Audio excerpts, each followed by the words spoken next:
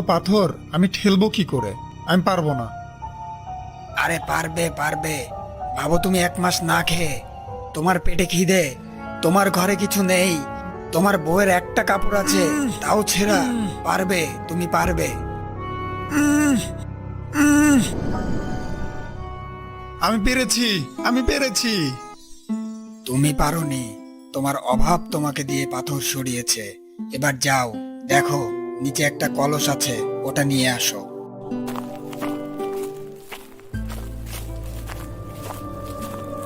হ্যাঁ, এত কলস ভর্তি সোনার মোহর?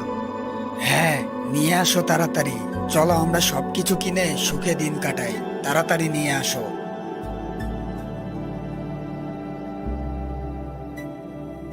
অভাব, একটু দেখো না নিচে আরো আছে কিনা। দাঁড়াও তুমি উপরে, আমি দেখছি।